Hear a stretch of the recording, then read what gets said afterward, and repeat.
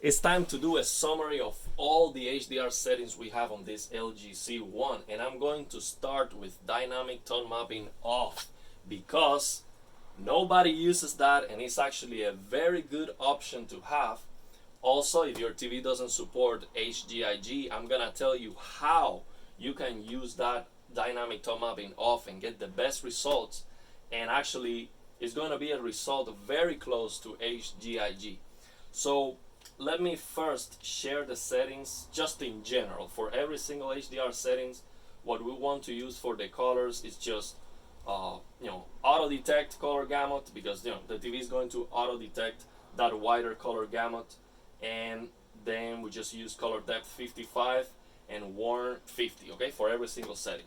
So starting with this setting, which is called here, is called HDR tone mapping off, and that's actually not that's not a good that's not actually what is going on here.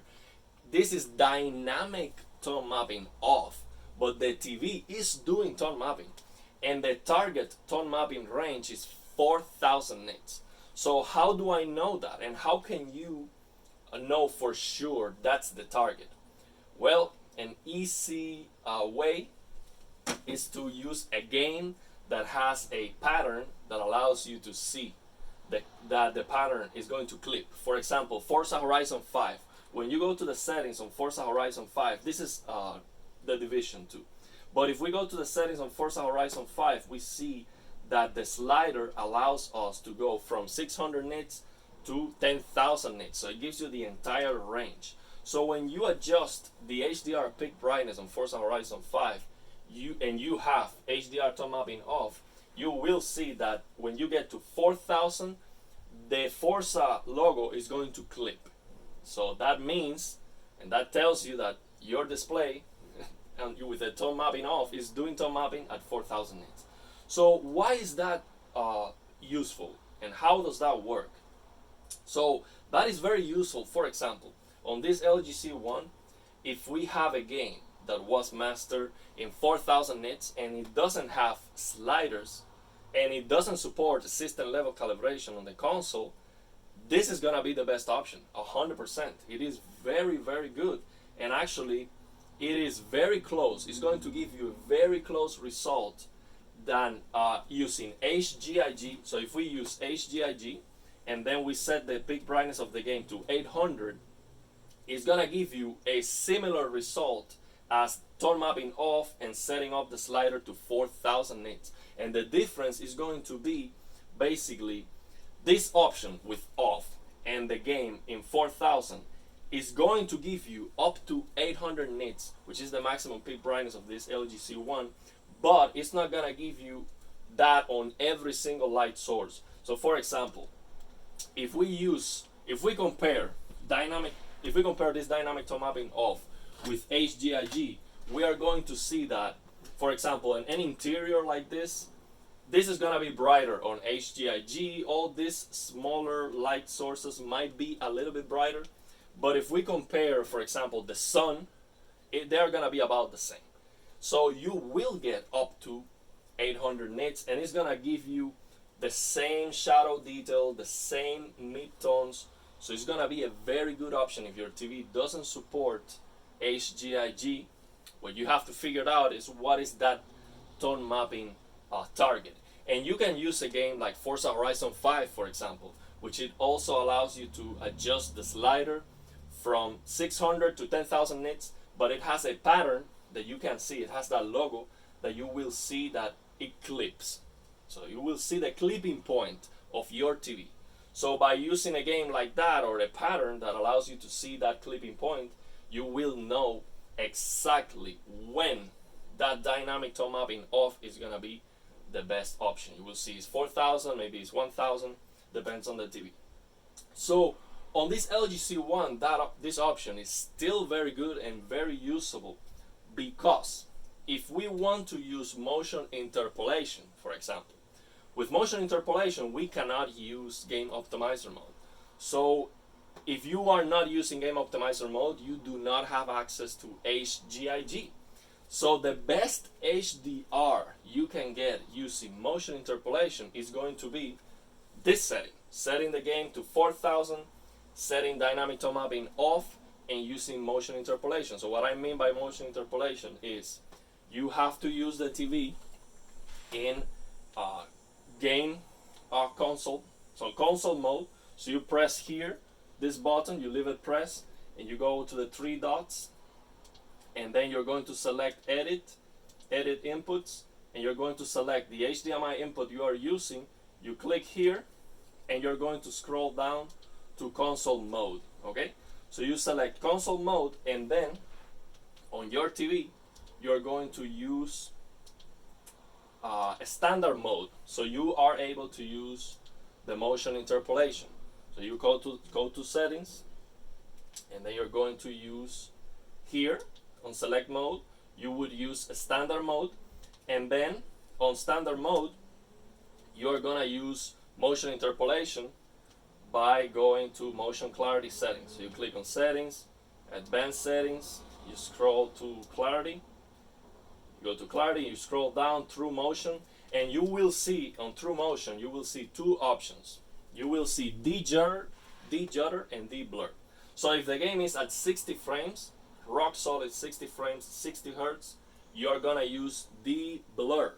So with de-blur in 10, you're going to get 120 frames per second motion clarity. So by doing that, you can get the best HDR you can get is dynamic tone mapping off with 4000 nits. So it is very useful. So you can also activate Motion Pro Medium, and that is going to bump up that motion clarity from 120 to up to 240 motion clarity. But by doing that, by engaging Motion Pro, you're going to lose that peak brightness. So if you're going to do that, what I would recommend, so if you're going to engage Motion Pro with motion interpolation, what I would recommend actually is to use dynamic tone mapping. So that's the next setting. I'm gonna explain you when is the best, case to use that. So the best case to use dynamic tone mapping is when your game is 10,000 nits and you do not have sliders, or in a case like this where you want to use dynamic tone mapping to use black frame insertion. So for that, the best setting is going to be here, setting up this peak brightness to 10,000 and using dynamic tone mapping, because dynamic tone mapping is going to put that 10,000 nits in range to the range of the TV. And the reason why we want to max out the peak brightness of the game to use dynamic tone mapping is to prevent double tone mapping, because dynamic tone mapping is going to work no matter what is the slider. So no matter what you adjust the slider, ideally you want to use it at 1000 nits, 4000 nits, and 10,000. But the reason why we want to use 10,000 nits here instead of 4000 or any other value is because we want to prevent double tone mapping. So when the game is at 10,000 nits, the game is not doing tone mapping, okay? The game is not doing tone mapping. But if we adjust the slider to a value that is less than the mastering value of the game is going to do tone mapping. So by adjusting this peak brightness slider to 4000 nits, the game is doing tone mapping, and then if we turn on dynamic tone mapping, the TV is doing tone mapping. So you do not want double tone mapping. You do not want that. And by the way, when we use dynamic tone mapping off and that slider in 4000, we are doing double tone mapping. And that is the reason, that's why that option is not better than HGIG. Because HGIG means no tone mapping. So with HGIG, what we want to do is to adjust the slider to 800 and just use HGIG. And what that's gonna do is basically the game is going to do the tone mapping, so just one tone mapping, and then the TV is not doing any tone mapping, it's just displaying accurately what the game is telling. That's it. So the three settings. So now, how can we know if the game is trying to output 10,000 nits or If the game is trying to do 4000, how do we know that? Easily. We learn how to use the HDR WCG image viewer app, which you can get for free on the Microsoft Store. So download from the Microsoft Store that HDR WCG image viewer app, and that is going to allow you to take a screenshot of your game and open that screenshot with that program. So the way you can take a screenshot of your game on the PC is Alt F1 or Windows Alt Print Screen by using the game bar. So you can open the game bar by pressing Windows G, okay? So by doing that, and if the game doesn't have sliders and it's not telling you what's going on, you can know for sure what is the game trying to do. So we have games like, Forza Horizon Zero Dawn, which is trying to do 10,000 nits. We have God of War, which is also trying to do 10,000 nits. So on those games, we have no other option as to. So the only thing we can do is dynamic tone mapping. There's no other option. So and how do we know that that's what they're trying to do? By taking a screenshot. And then, for example, on Horizon Zero Dawn, you can adjust that paper white slider to 240, something like that. So you get a little bit less than 10,000. Otherwise, the game is actually trying to push more than 10,000, 10,200 something. You're still going to get clipping. You look at the clouds, you're gonna get clipping. It's not ideal, but it works very well sometimes.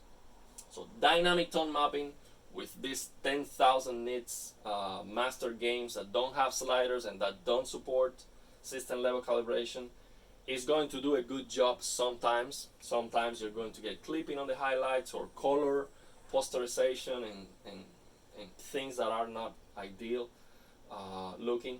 But it works very well sometimes. So for example, on Shadow of War, it's trying to push 10,000. I just turn on dynamic tone mapping. The game looks fantastic. I don't see any problem. The colors are fantastic. I don't see any clipping on the highlights. Shadow detail is very good. There's no black level race. Which, by the way, this game, The Division 2, it does have the black level race in one click. So that's what I'm going to talk about now. So after telling you when to use dynamic tone mapping, on and off, when to use HGIG, and comparing the three options, the next thing is very, very important is to check on every single game if we have the black level race, okay? So how can we do that? So on this game, for example, we have the black level race in one click, okay? So I have to have the brightness in 49. So this is what I'm talking about here. You go to the settings and you go to advanced, brightness, screen brightness. So this screen brightness is the black level. So if you have a C2, it's gonna say black level there. So what we're going to do is on the game, we are going to find a black screen. And with that black screen, we are going to set up that black level. So for example, here on this game, I was playing it and I saw when you lose, you go out of the mission, you see a black screen. So what I do on that black screen is I just raise this number to 50 and I see that I no longer have perfect black. So on the default 50, on that black screen, you do not have zero candelas. You do not have zero, you do see that there's like, the pixels are on. So you just get close to the screen, get your eyes close to the screen, and you lower this to 49, you will see perfect blacks, and if you raise it to 50, no longer perfect black. So it is very important that on every single game we check the black level just in case.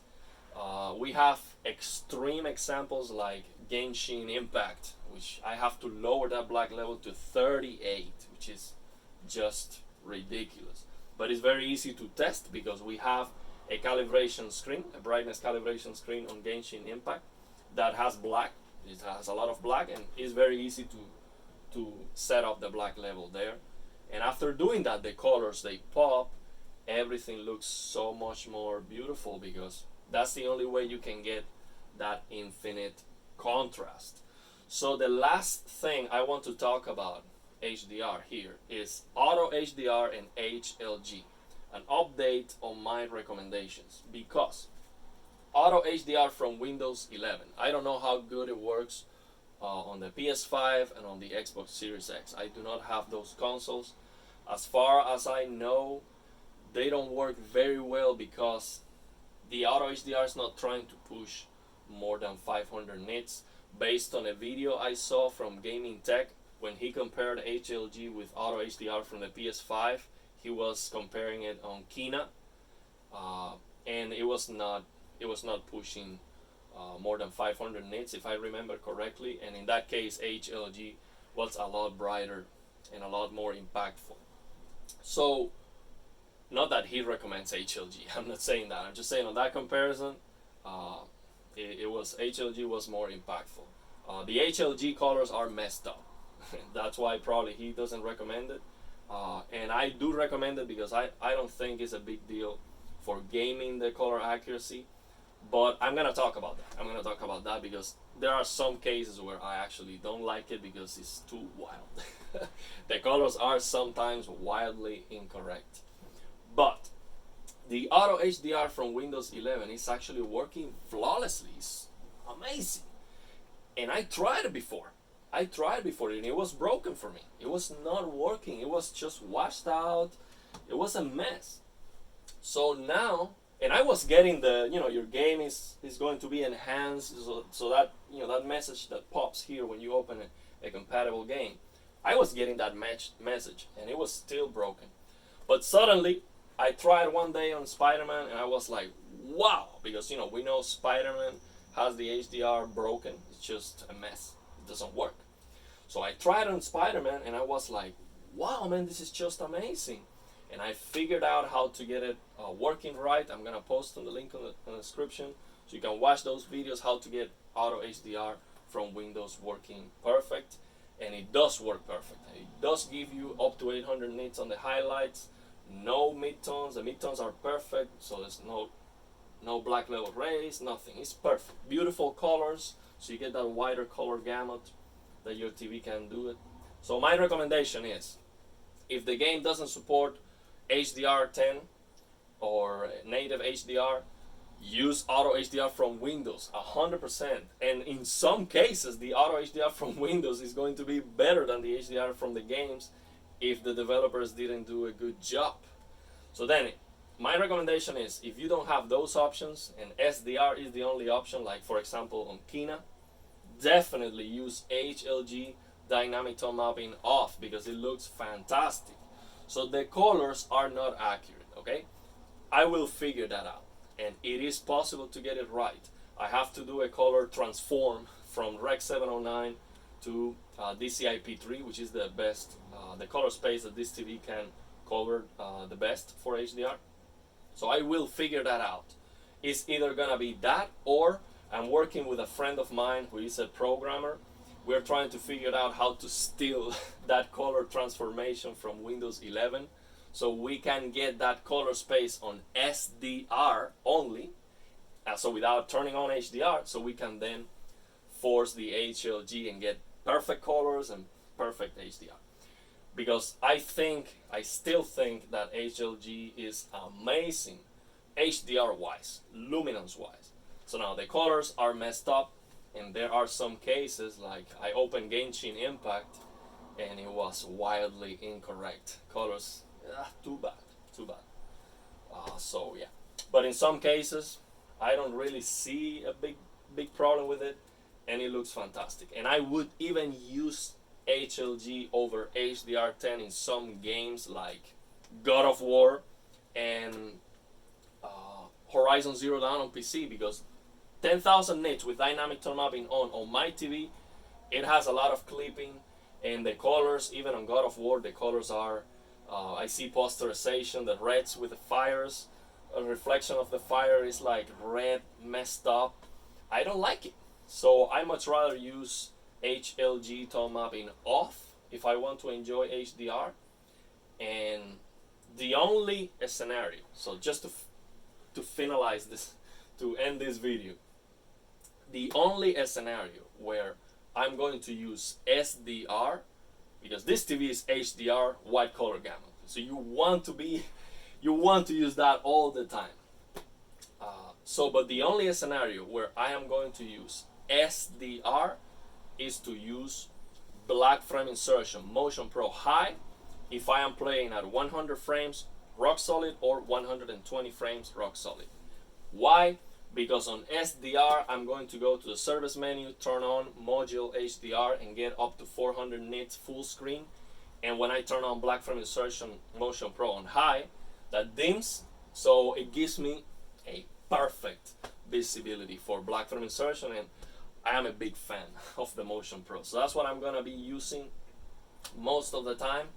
But that's the only scenario where I would recommend just use SDR. And also, now that I mentioned the service menu, I cannot recommend you to go into the service menu because that can potentially void your warranty, but I have to tell you, for HGIG, I turn off on the service menu TPC and GSR because that's going to dim the screen. So TPC is going to dim the screen when it detects a static image, or when the overall brightness of the image is too low, the TV thinks it's a static image, so it's going to dim, and we don't want that. We don't want any dimming because then it's dark and it gets darker. And GSR is supposed to just dim the logos, but it actually dims the entire screen. And we have games like this, the Division 2, which they allow you to lower the brightness of the UI, which is fantastic. So I saw that on Days Gone, allows you to lower the brightness of the UI.